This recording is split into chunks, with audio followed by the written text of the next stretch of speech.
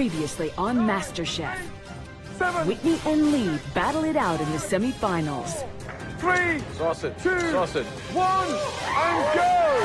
Stop!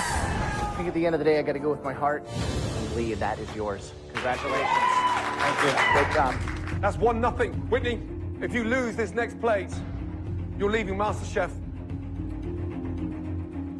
Lee, your dish is impressing me, although I got to give this one to Whitney. Congratulations. Excellent chicken. That's 1-1. Next, it's the battle of the cheesecakes.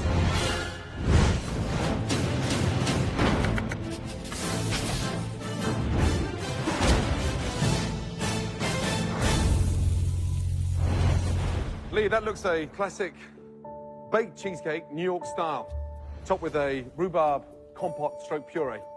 What else is inside the rhubarb? There's butter and sugar, obviously, and infused ginger.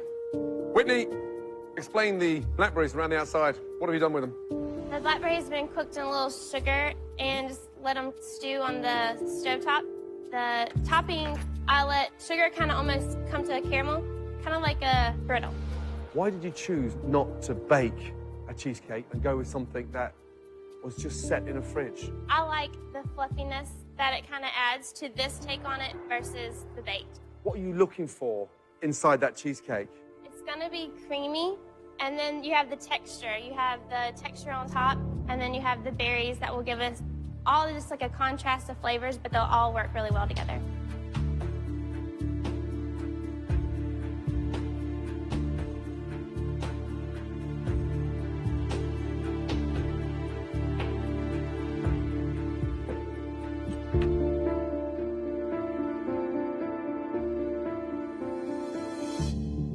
It's incredibly fragrant. There's a fresh vanilla bean in there.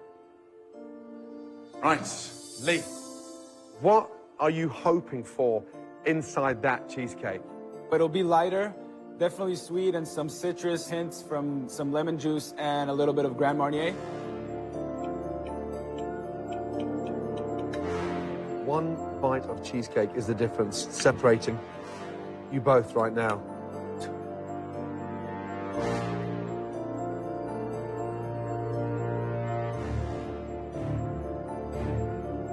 It's actually a lot lighter than it looks. The base is done perfectly.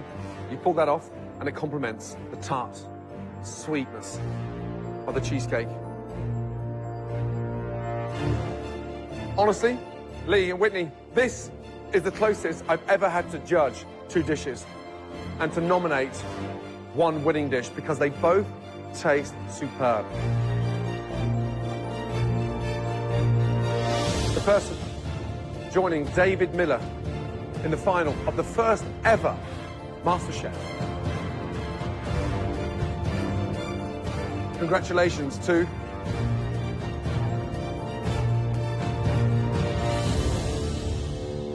Whitney.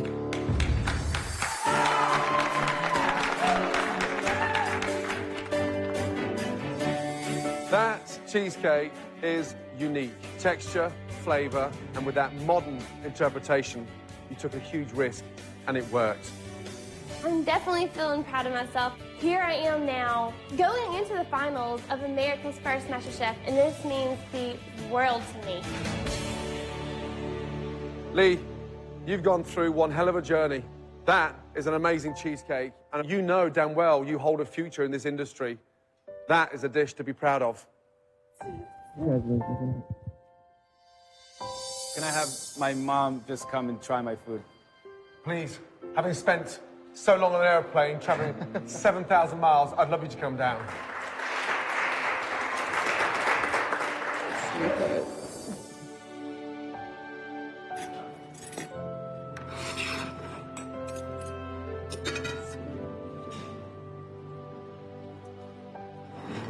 Hannah, what do you think? Amazing. I don't know where Can you join the judges maybe for the fourth vote? No problem, no problem. I came out a winner today because I had the opportunity to cook for my mom.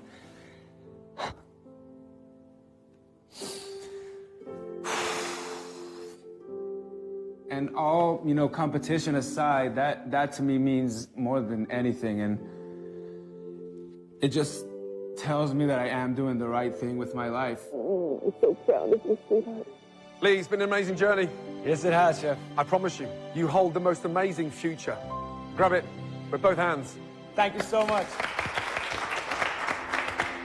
Let's go, ladies. This whole experience just strengthened my belief that I did find my calling in life. I think this dish delivers on multiple levels. You talk like a chef. You're very passionate. Congratulations. It showed me that I have the potential, that I have the talent to really grab it and make the most of it. And that's exactly what I'm going to be working on. You have gone from down here to jumping up to the top. You're a force to be reckoned with. This is the best and the most unique dish in the history of MasterChef. The education that I got from this whole experience is worth just as much as $250,000. Coming up next, it's David versus Whitney in the grand finale. These next 2 hours are the most important of your lives. The Massachusetts gourmet I think I'm going to be America's first master chef. versus the down-home Mississippi girl. That title is mine. They're about to cook the 3 most important dishes of their lives, but only one will win $250,000, a cookbook publishing deal, and the title of America's first master chef. Amazing!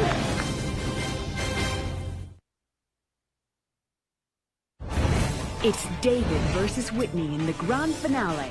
These next 2 hours are the most important of your lives. They are about to cook the most important dishes of their lives, but only one will become America's first master chef. Amazing!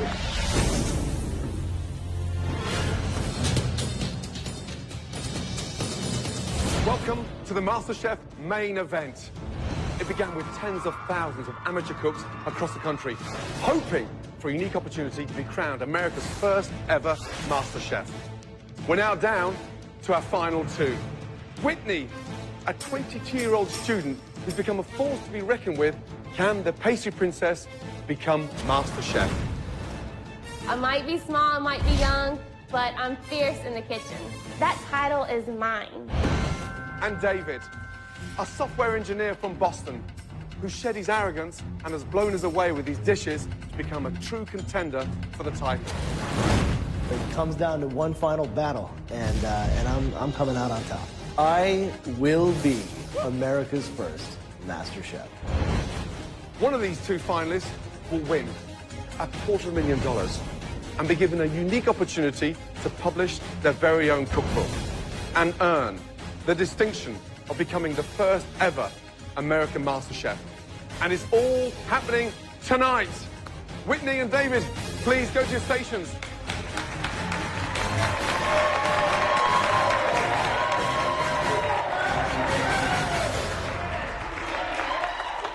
Okay, these next 2 hours are about to become the most important of your lives.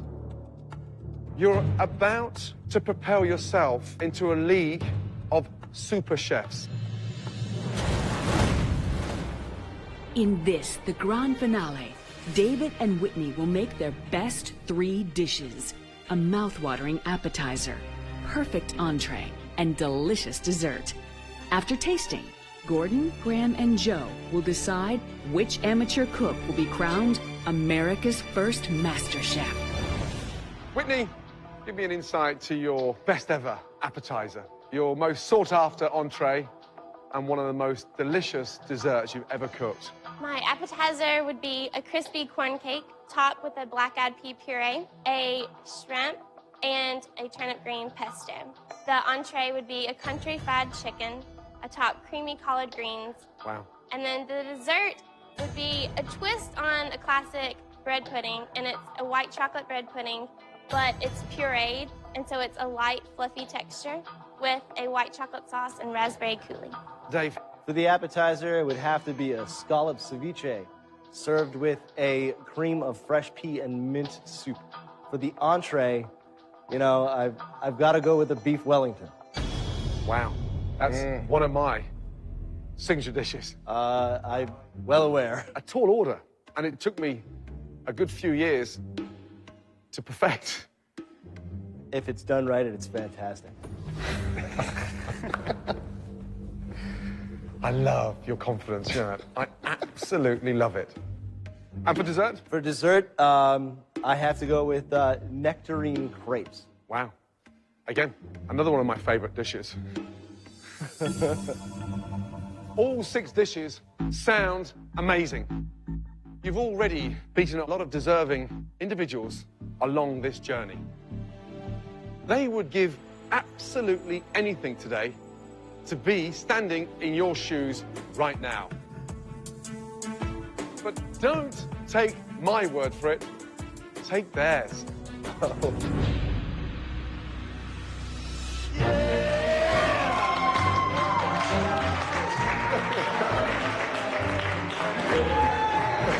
Say hello to your former competitors. With the exception of Dave and Whitney, please, everybody, up there, let's go. Wish them luck.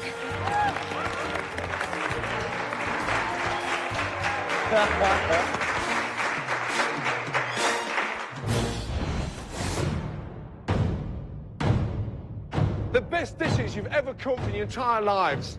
A stunning appetizer, a phenomenal entree, and finally, a unique dessert. 3 dishes, 2 hours, 1 winner. Let the MasterChef final begin. Off you go. Good luck. Let's go.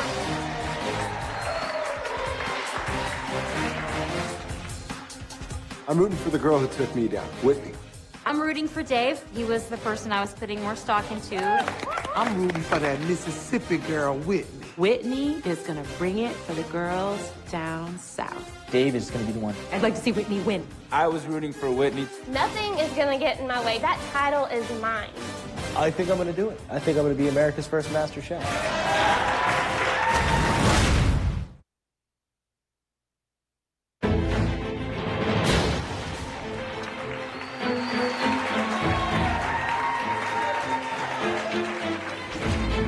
We've totally squared off in the big cook-off here between a restaurant-style menu and a home-cooked menu. Home style, right, but done with a modern twist. Right. Whitney will prepare a corn cake appetizer topped with a black-eyed pea puree, shrimp, and turnip green pesto, followed by country fried chicken on a bed of collard greens, and ending with a white chocolate bread pudding with raspberry coulis. If he underestimates Whitney, he's got another thing coming. Ed's bitten everybody in the backside before.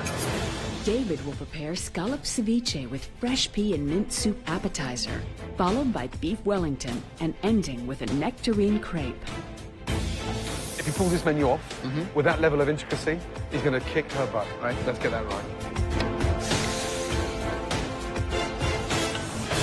Let's look at the appetizers. I am fascinated to taste that marinated ceviche scallop. Yeah. And the chilled pea soup. Again, as always, from David Middle, a lot of unorthodox, untraditional technique that sometimes has led to victory. Let's see what he does today. We let the scallop ceviche, bright, spicy, alongside this creamy, chill, fresh pea soup with mint. You would never put those together, but I would. Perfect.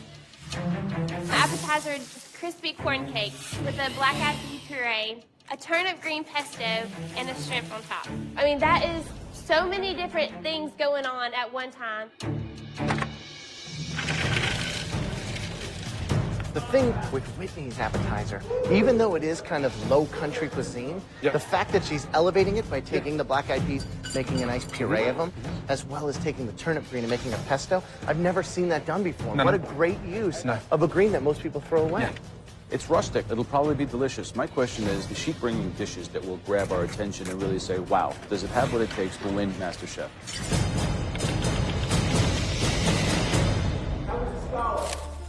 Good. They're fresh. If I start keeling over in pain halfway through, you'll know the scallops are no good.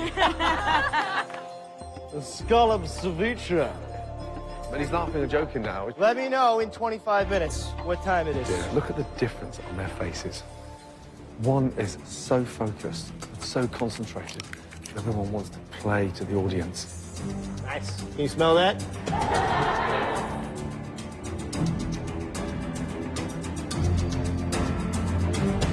Listen, one Little piece of advice, yeah? Let's talk in more focus. Forget them. Shut them down. She hasn't said one word to anybody yet. She's in the zone. I need you to get in that zone. Focus. I know what you like when you can focus. You got it. Thank you, Chef. Okay, let's do it.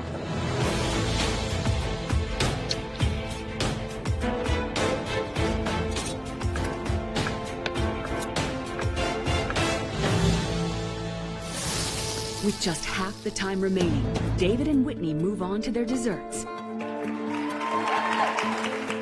But Whitney seems to be deviating from her original plan and is now making a souffle. Why would Whitney change at the very last minute and start attempting to do a souffle when a stunning white chocolate bread and butter pudding can be the most delicious dessert anywhere in the world? I don't understand why she'd need to risk everything now over that. Imagine the irony if the pastry princess was taken down by her dessert. Yeah.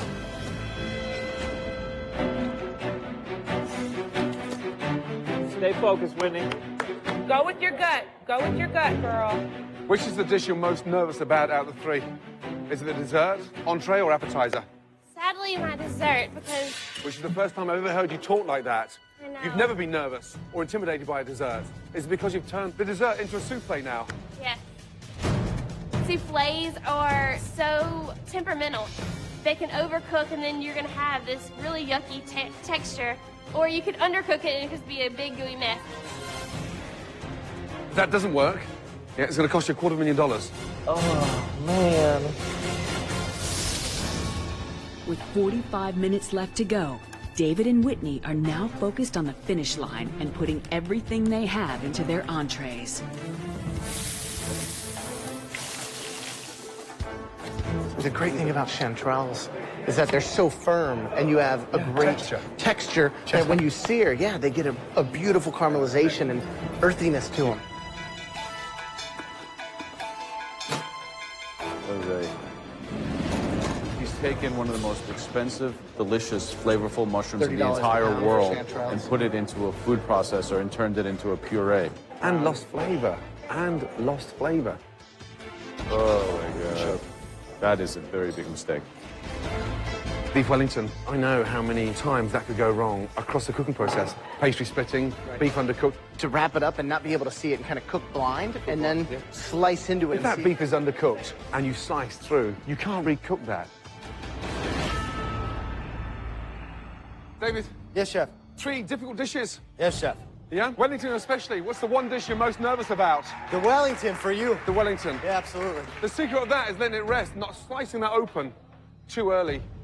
Anybody who's going to serve a beef Wellington to Gordon Ramsay had better know what they're doing. You know how difficult those Wellingtons are to cook? Yes, sir.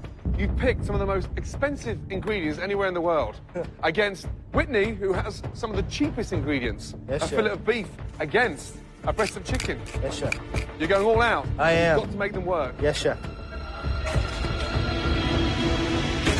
The chicken. Are you pounding the chicken, put it into the marinade, or? Yes, I'm doing it like a country fried steak, but doing chicken. My cooking and Southern cooking is taking ordinary ingredients that don't cost that much, like collard greens or turnip greens, and elevating them to something so much more. Steak fried chicken breast, you're talking about one of the poorest proteins cooked in the poorest way, a true Southern tradition. And she's taking that tradition and technique and applying it to her chances to win the first ever title of American MasterChef. Yeah. Now that's risky stuff.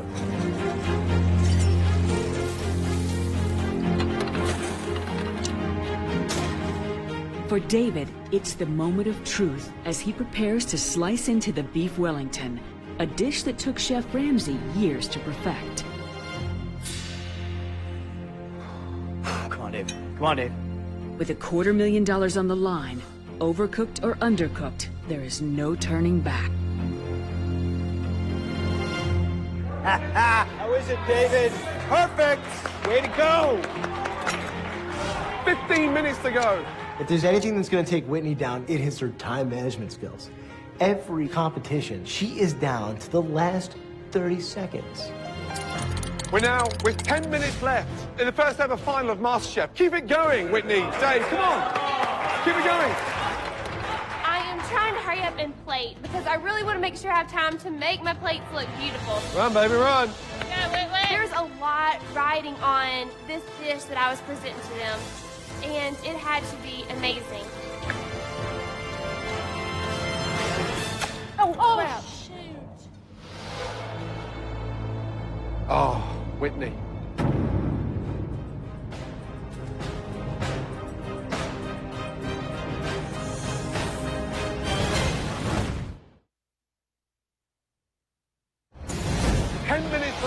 In the first ever final of MasterChef. Keep it going. There you go.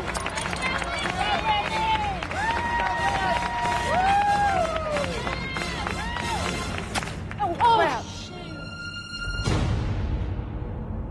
oh, Whitney.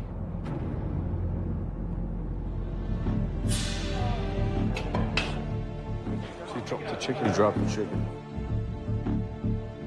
It's okay, it's okay. I cooked my heart out for the past 2 hours and put everything in me into those dishes. It's okay, it's okay. Got it. I've left school, my family, everything that means the world to me because I wanted this title. Go, Whit! Come on! You do it, baby! Somebody was going home, and I didn't want that to be me. Come on, Whitney. I feel like everybody that's watching me, my family, they're all rooting for me. And I'm thinking, Whitney, you're not letting that title slip from your hands. It's so close. I just buckled it up and went into overdrive. Come on, y'all. Come on. Come on, Whitney. Come on, Whitney.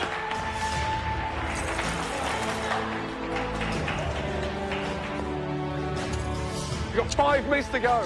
The last ever 5 minutes in the MasterChef final. Come on, guys.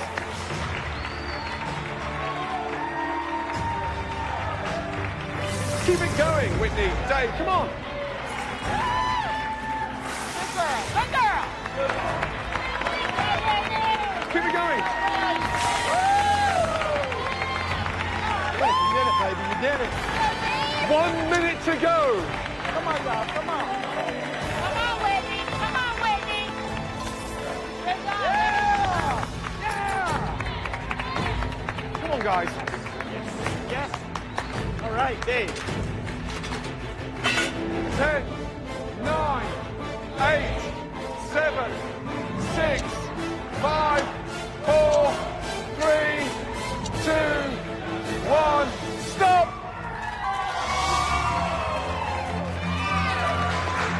Bring it! Oh! Good job, Whitman! Come here! Woo! We're done! We're done! Absolutely amazing. Right, contestants, families, and friends, there's one thing you won't be watching, and that's us tasting all 6 dishes. Not here, but inside the MasterChef restaurant. We'll meet you in there, both of you, with your appetizers. Good luck. Good luck. Let's go.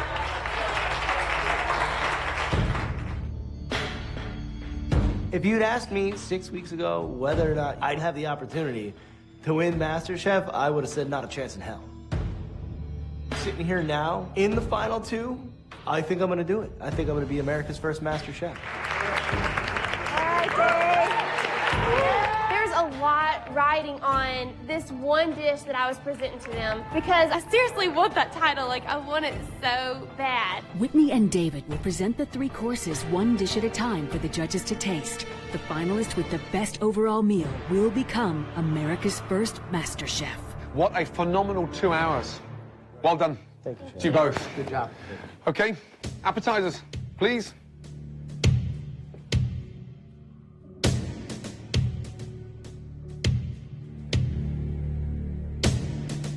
They smell delicious.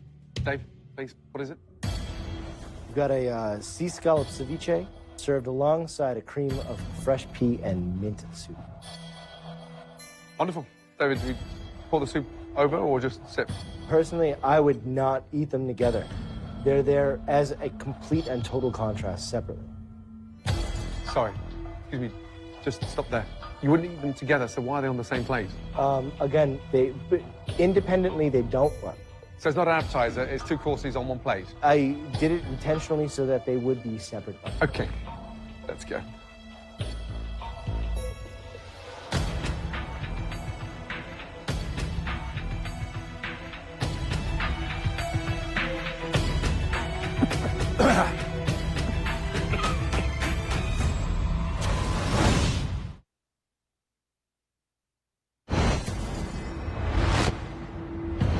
Dave, please, what is it? Got a sea scallop ceviche served alongside a cream of fresh pea and mint soup.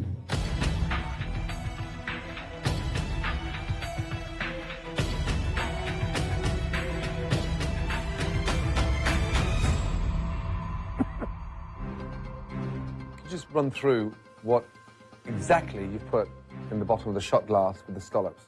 There is a touch of, maybe more than a touch of jalapenos. God, that's hot. Okay. Whitney, describe your dish, please. I have a crispy corn cake, and on top is a black-eyed pea puree with a turnip green pesto and shrimp. Do you think that some of these ingredients that you put here are a little bit unorthodox, kind of the combination, or is it all make sense in your mind? When you taste it, you'll taste the different flavors, the textures, and I think they all really work well together. How did you cook the shrimp? I made almost like a crab bowl, seasoned the water with salt, add onion, and then dropped it in there to add flavor. I wonder if these shrimp are actually cooked. How long did you boil them for? I boiled them for about 3 minutes. Thank you, Whitney. Thank you, David. Next, bring us both your entree, please. Thank you. Let's start off with Dave, shall we? I like the heat. I mean, maybe it's a personal thing, but it's fabulous contrast of acid and base. It's textbook. And that contrast on your palate is very, very intriguing and ultimately very powerful. But hold on, the jalapeno pepper is way too powerful. I think the dish in its presentation and the concept really works. It's like a yin and a yang. It's very powerful. It stops you in your tracks and say, wow, someone's really thinking about flavors and my dining experience here. My big question is, why was he so lacking in confidence and telling us not to eat it together when you serve it together? I think that his confidence is a front. He's an intuitive cook. He can put it on the plate. I don't think he can communicate it well, and I think in this high-pressure scenario, he's breaking. He's cracking. That is a better appetizer than you will get in most restaurants. Okay. And Whitney's black-eyed pea puree, delicious, and it's quite a invention to have the balls to puree that. The corn cake looks perfectly griddled. Seasoned nicely. Seasoned nicely. This is true Southern food. She's trying to elevate it to a different level. But if the shrimp had been cooked more, this could be a delicious dish. Both dishes have got highs, yeah, and lows. Very tough.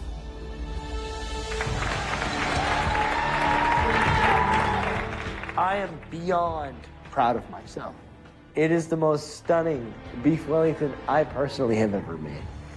But is Whitney's 7-minute chicken cooked to perfection or raw, which can cost her the title?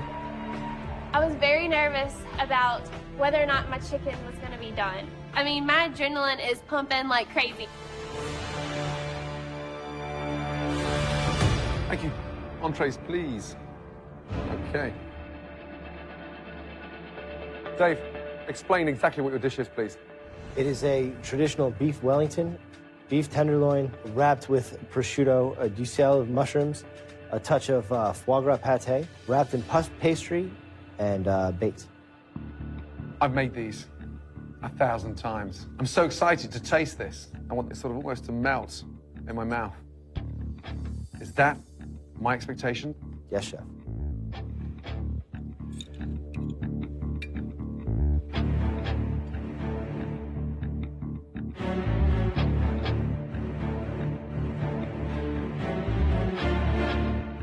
Beef, seared beautifully, seasoned perfectly. Here's the thing. You took the best cut of beef anywhere in the world and made your life difficult with it.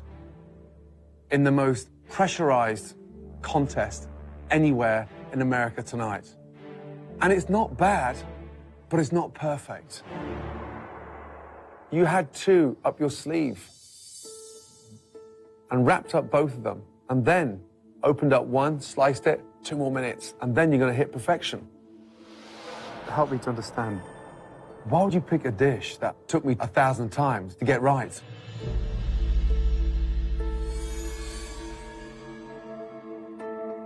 You're good enough to be perfect. That's what I tried to say to you earlier. Use your time wisely. I've seen you focus in a way that is so admirable. David, I can see the regret welling in your eyes. And don't do that. A ton of technique involved in that. Whitney, talk us through your dish. I have a pan-fried country fried chicken over creamed collard greens. When I get my excitement watching you cook, at the age of 22, you've got something that all 3 of us can never teach you. You have an amazing palate, and that's why you're standing in the final of MasterChef. What I'm more nervous about is pink chicken. You had 7 minutes left, and you dropped the original chicken. Cooking a chicken breast in 7 minutes is virtually impossible. Is this one cooked? Yes. Because if that's raw, we cannot taste this dish. How do you know that chicken is cooked? I mean, I don't know, but... You didn't even touch it before it went on a plate.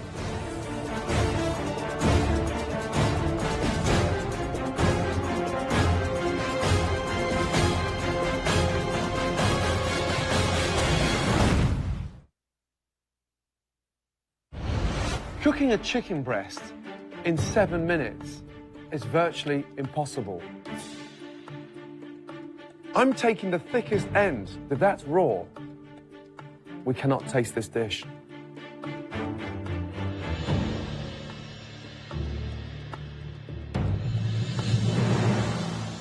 Whitney, it's cooked perfectly. I was freaking out. I was like, seriously, you have a chance now, Whitney. You have a chance. It's like creamed, textured spinach, but with a much cheaper, humble ingredients.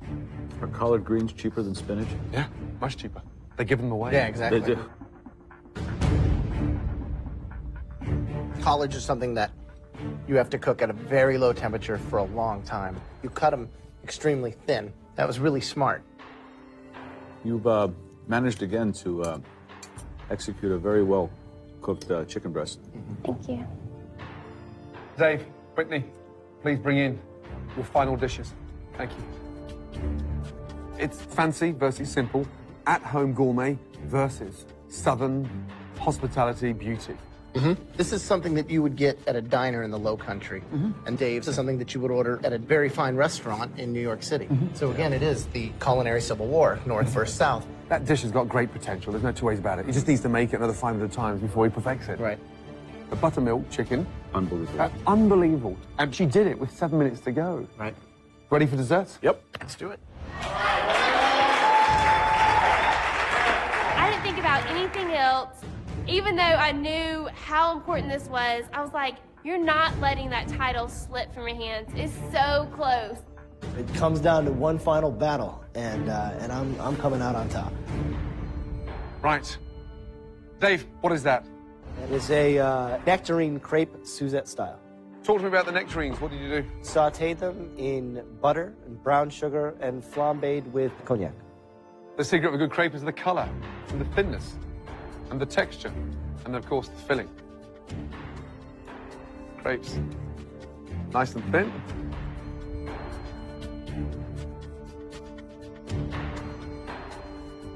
That's good. Really good indeed.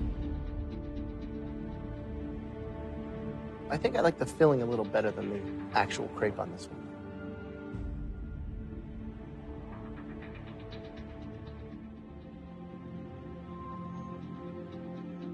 C'est très, très bon. Very good.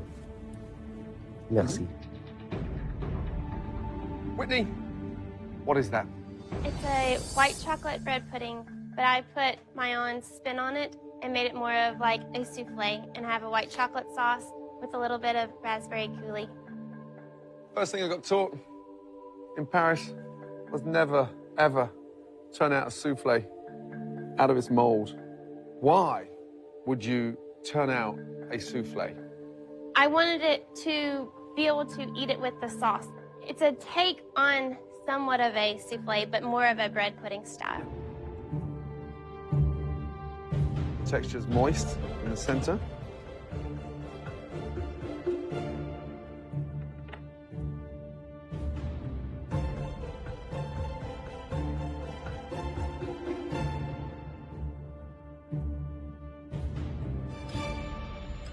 Two very delicious desserts. Really good desserts. And now we have some serious thinking to do. Next time you see us, we'll be announcing the winner of the first ever MasterChef. Go back through the kitchen. Well done. Thank you very much. Good luck. That ended on a high. Amazing. Unbelievable. Delicious. Both incredible flavors. Yeah. Wow. It's like they've switched roles. She's gone for the sort of David Miller type over-ambitious dessert, and he's played safe to something charming. I definitely would have expected to see that from her. Yeah, and what was the method in her madness? A souffle's hard enough. Tipping it out onto a base of white chocolate sauce with fresh raspberries. I mean, is she crazy? Based on their 3 dishes, the judges must now decide who is the first ever American MasterChef.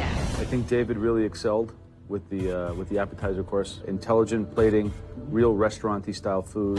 Very chefy, very, very ambitious. Very ambitious. To serve an appetizer in 2 shot glasses with that kind of creativity, you know, only a professional chef would attempt to do that. The thought process behind it was light years ahead of what Whitney put up. But I think that where Whitney went wrong is that she went away from her instinct and tried to intellectualize a dish, taking Southern ingredients, techniques, and making a restaurant-style dish, and it didn't work. However, flip over the entree, and she pulled it off. Because that chicken 100%. was absolutely delicious. But 2 things on the plate, and it sang. It was incredible. It was a beautiful duet. The chicken, she nailed it. 7 minutes. I don't know if she was lucky. How? I have no But idea. how? 7 minutes? Both sides, though. It wasn't a fluke, because if you look over the entire chicken, evenly cooked, Yeah. gorgeous, golden all around. And dessert, I mean, 2 high points in terms of a modern interpretation of a souffle, and then a classic. The crepe was excellent. I couldn't stop eating it. The crepe was simply delicious.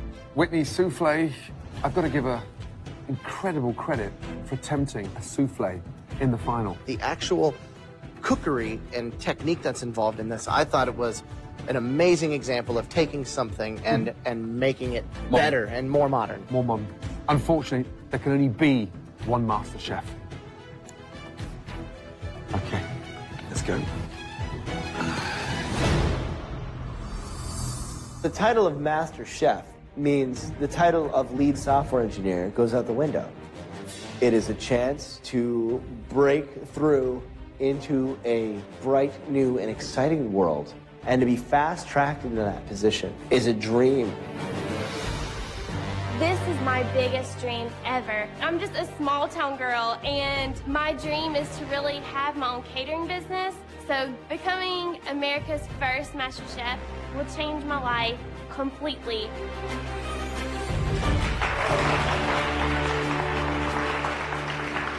Both of you arrived inside MasterChef kitchen as amateur cooks.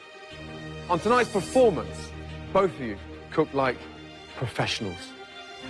You now deserve the right to stand here, right now. Let's go. Come on.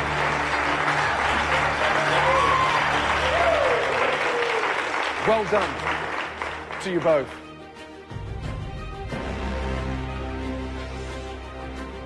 This has been a very tough decision. And the winner of America's first ever MasterChef comes with $250,000 and a unique opportunity, your very own cookbook. It doesn't get any better than that. And that person is the winner of America's first ever MasterChef. Goes to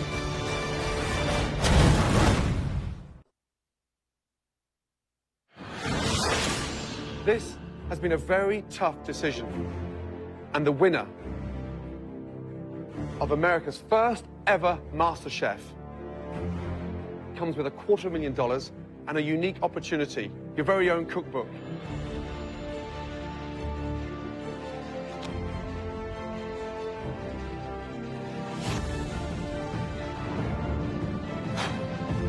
The winner of America's first ever MasterChef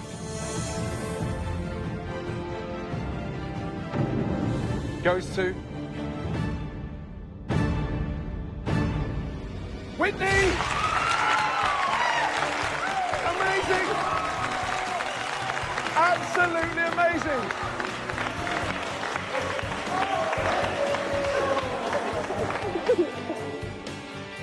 I'm so excited, and I just really want to tell everybody that, you know what, if you have a dream, go after it. My dream was the title of America's First MasterChef, and I cannot be any more happy than I am right now.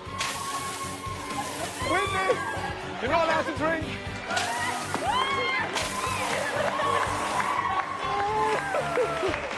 Is this a dream come true? Not only for my wife and I, but for Whitney. We are just all so proud of her. I'm beyond proud of myself. Even having the opportunity to even cook for these guys, to show them that I do have what it takes, you know, but wow. Next to that one, she puts me to shame, and I know she's gonna build that catering business that she's always wanted. The first ever American MasterChef, Whitney! It's just indescribable. I don't even know how to explain how happy I am right now. I'm definitely gonna have my 7-minute chicken in the cookbook. Amazing, amazing, amazing.